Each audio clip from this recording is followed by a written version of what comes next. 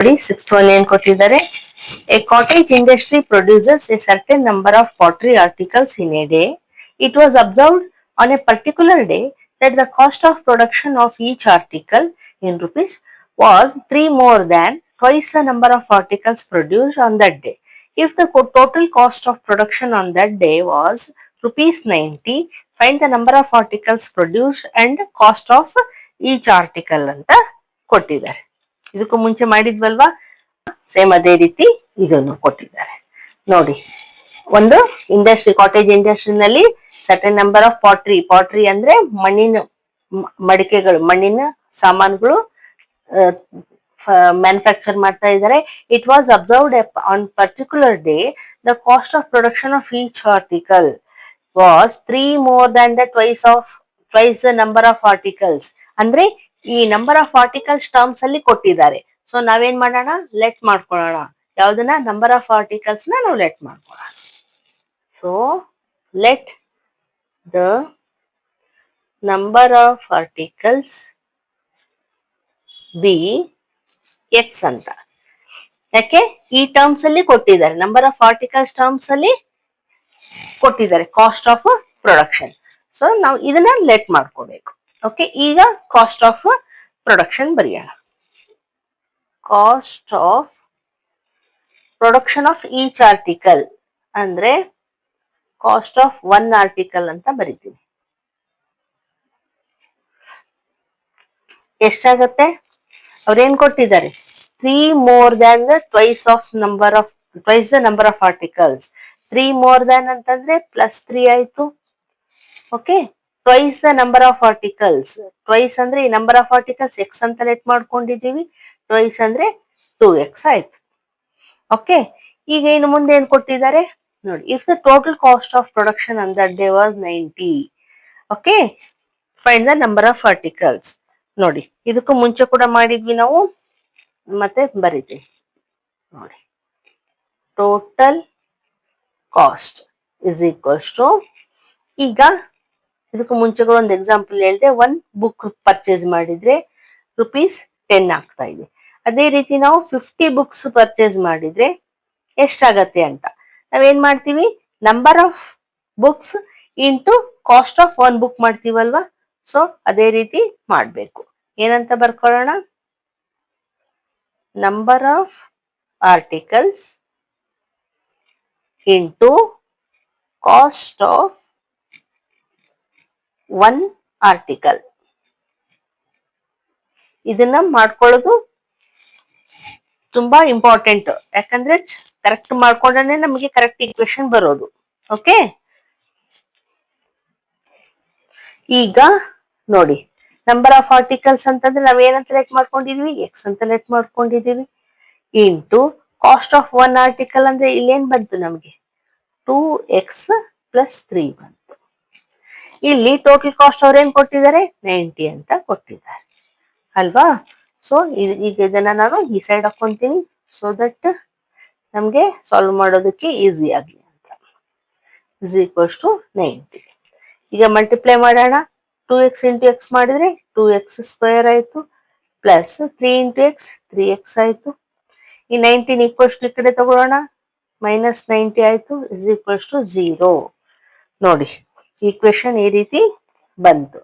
ಈಗ ನಾವು ಸಾಲ್ವ್ ಮಾಡೋಣ.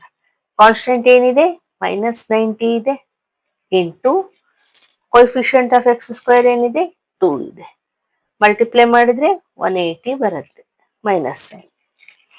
ನಮ್ ಮಿಡಿಲ್ ಅಲ್ಲಿ ಏನ್ ಬೇಕು, 3 ಬೇಕು.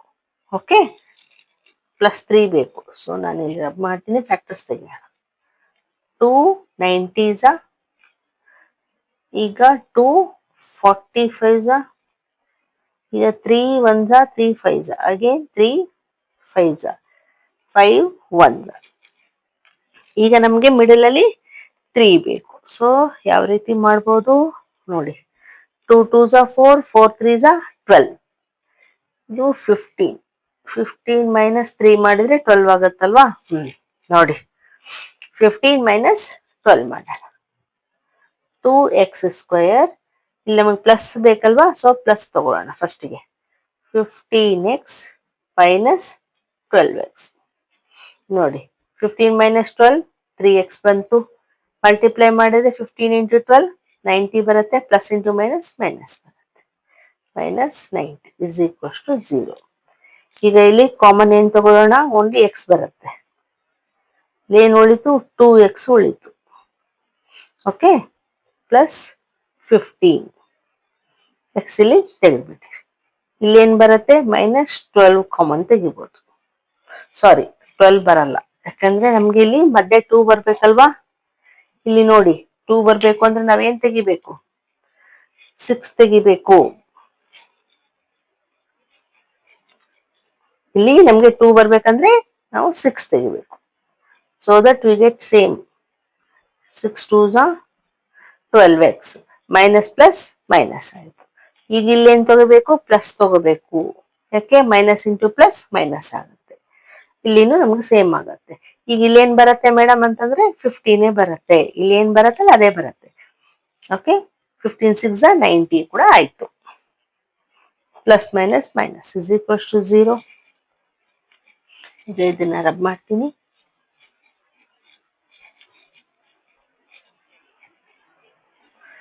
ಈಗ 2x plus 15 x minus 6 is equals to 0 ಬಂತು. ಈಗ ಇಲ್ಲಿ